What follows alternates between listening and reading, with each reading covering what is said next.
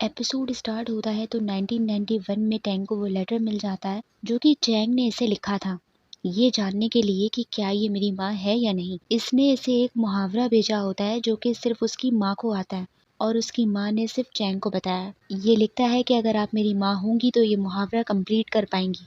अब ये टैंग इसकी माँ होती है, इसीलिए ये मुहावरा कंप्लीट करके इसे भेज देती है। तो ये देखकर चैंग को कंफर्म हो जाता है कि 1991 में जो टैंग है वही इसकी माँ है। अब इस टैंग के हाथ इसकी माँ टैंग का कुकी बॉक्स लग जाता है जिसमें उसने यीजुन का लेटर संभाल कर रखा था, वही लेटर जो उसने जेल से लिखकर भेजा था कि तुम यहाँ जेल मत आया करो, मुझसे किया हुआ वादा निभाओ, अपनी लाइफ को अच्छे से जियो। उस लेटर पर यीजुन का नाम भी लिखा होता है जिससे इसे कंफर्म हो जाता है कि इसकी माँ और यीजुन एक दूसरे को पहले से जानते थे, इनका कोई गहरा ताल्लुक है। चैंग अभी भी यीजुन को गलत समझ रहा होता है। उसे लगता है कि उसने ही मेरी माँ को ख़त्म किया है क्योंकि वो ऑलरेडी किसी को ख़त्म करके जेल भी जा चुका है।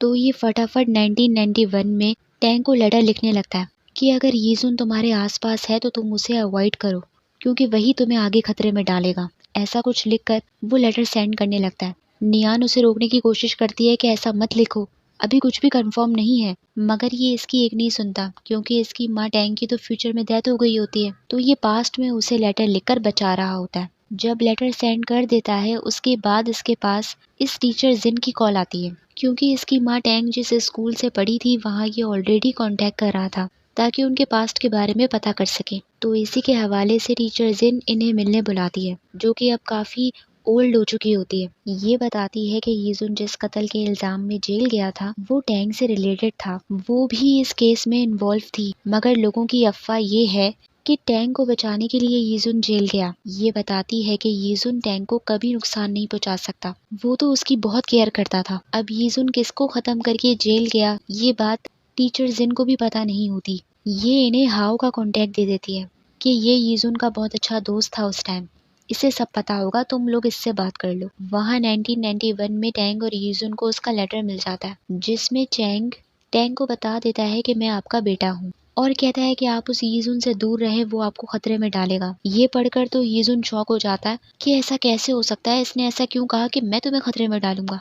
चैंग ने लेटर पर अपना पूरा नाम लिखा होता है, शैन चैंग। यीजुन को ये पढ़कर सबसे ज्यादा आग लग जाती है कि तुम्हारे बेटे का नाम शैन चैंग क्यों है, उसका सरनेम शैन क्यों है। इसे लगता है कि कहीं तुमने हमारे स्कूल में जो शैन है उससे शादी तो नहीं कर ली। टैंग कहती है कि ऐसा कैसे हो सकता है, उससे तो मेरी बनती भी नहीं है। इसको आग लग जाती है कि मैं कहाँ हूँ फ्यूचर में कि तुमने शैन नाम के लड़के से शादी कर ली। और यीजुन कहता है कि जो मुहावरा सिर्फ तुम्हें आता था वो इस टैंग को कैसे पता है, इसका मतलब है कि तुमने ही इसे बताया होगा। अब इस बात को लेके दोनों ही बड़ी टेंशन में आ जाते हैं कि पूरी रात इस बारे में सोचते रहते हैं। फिर क्या होता है कि यीजाओ का जो घर होता है वो बारिश के वक्त लीक करने लगता है, पूरा पानी घर के अंदर आने लगता है जिससे टैंग की किताबें और असाइनमेंट्स गीले होने लगते हैं। तो यीजुन को बड़ा गुस्सा आता है कि ये घर हर वक्त लीक क्यों करता रहता है, तुमने कितनी मेहनत से ये असाइनमेंट बनाया था। टैंग कहती है कि कोई बात नहीं, मैं दोबारा असाइनमेंट बना लूंगी, बस तुम परेशान मत हो।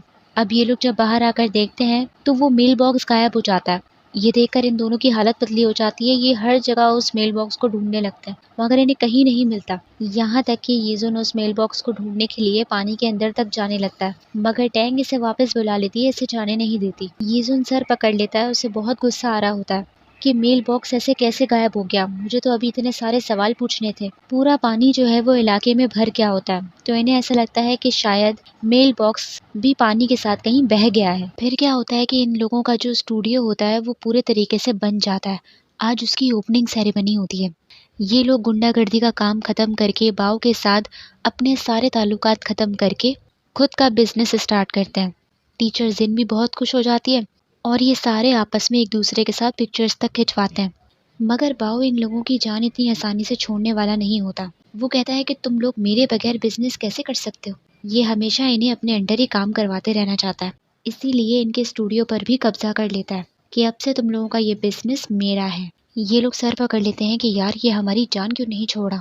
बाव के साथ फाइट नहीं करना चाह रहे होते, इसीलिए चुपचाप अपना ये स्टूडियो ही बंद कर देते हैं। स्टूडियो पर ताला लगा देते हैं कि हम काम ही नहीं करेंगे तो वो हमें परेशान नहीं करेगा।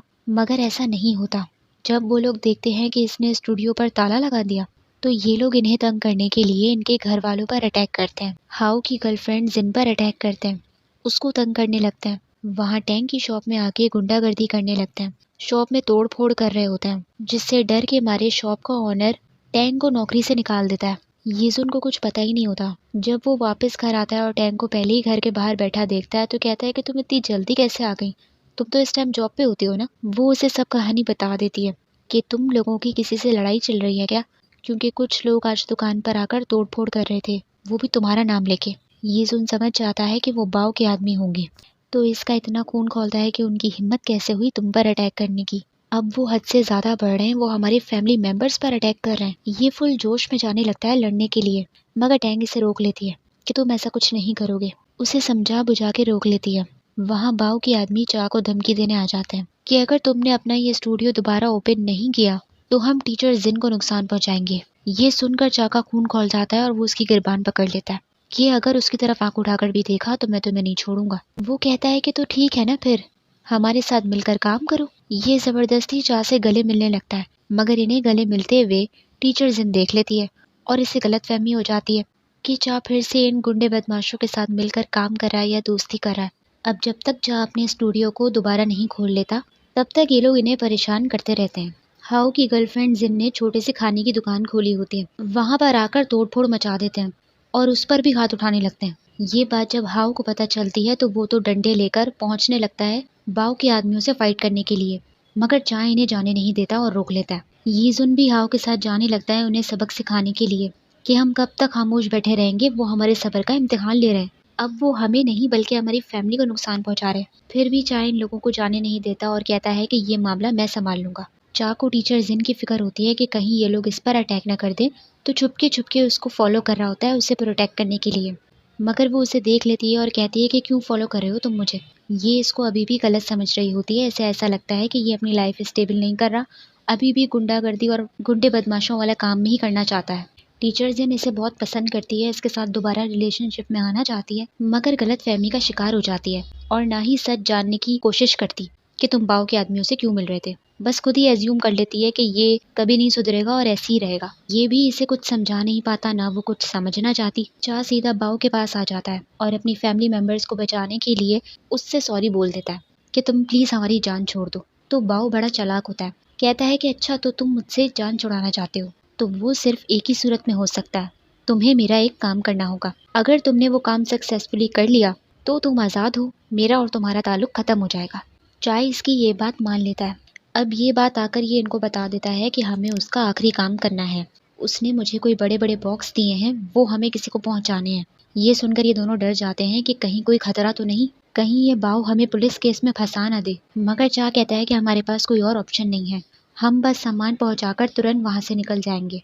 अब ये काम करने से पहले यीजुन टैंक से बात करने आता है और उससे कहता है कि फ्यूचर में कभी भी मेरी वजह से तुम्हें कोई नुकसान पहुंचे तो मुझे छोड़कर चली जाना, क्योंकि पहले जब मैं अकेला रहता था तो मुझे किसी बात का डर नहीं था, मैं हर एक से पंगे आराम से ले लेता था, मगर अब मुझे डर लगता है क्योंकि मैं तुम्हें किसी खतरे में नहीं डालना चाहता। टैंग कहती है कि तुम्हारी वजह से मुझे कभी कोई खतरा नहीं होगा, क्योंकि तुमने तो मुझे हर मुसीबत से बचाया है। वो कहती है कि अब उसे किसी चीज़ का डर नहीं लगता, क्योंकि मुझे पता है कि तुम मेरे साथ खड़े हो। ये दोनों इमोशनल होने लगते हैं तो टैंग कहती है कि मैं तो खाना बनाने का सामान लेने जा रही थी, मगर तुमने बातों में लगाकर मुझे रुला ही दिया। दोनों हंस पड़ते हैं। वहाँ चा भी टीचर जिन से मिलकर उसके दिए हुए उधार को वापस कर देता है और अब ये ऑफिशियली एक दूसरे से अलग हो जाते हैं। वो कहता है कि हम दोनों के रास्ते अलग हैं, क्योंकि चा जानता है कि जिन लोगों में वो इन्वॉल्व है वो इसकी जान नहीं छोड़ेंगे और इसके अपनों को नुकसान पहुंचाते रहेंगे, इसीलिए ये इससे अलग हो जाता है। अब ये तीनों जो हैं वो बाव का काम करने जाने लगते हैं। जैसे ही इन बॉक्सेस को उस जगह पर पहुंचाते हैं जहां बाव ने इन्हें पहुंचाने को बोला था, तो वहां पर कोई नहीं होता। ये लोग वेट करने लगते हैं, मगर काफी टाइम हो जाता है, कोई आ ही नहीं रहा होता, क्योंकि बाव और उसके आदमी वहीं चुपकर खड़े होते हैं और इन्हें दूर से देख रहे होते हैं। हाओ और यीजुन को इन बॉक्सेस में कुछ गड़बड़ लगती है कि कहीं इन बॉक्सेस में कोई इलीगल सामान तो नहीं, हम ना फंस जाएं। तो ये लोग डब्बे खोल के देख लेते हैं, तो इन्हें पता चलता है कि डब्बे के अंदर शैन होता है। ये लोग हैरान हो जाते हैं कि ये यहाँ क्या कर रहा है, ये बाव हमसे करवा क्या रहा है।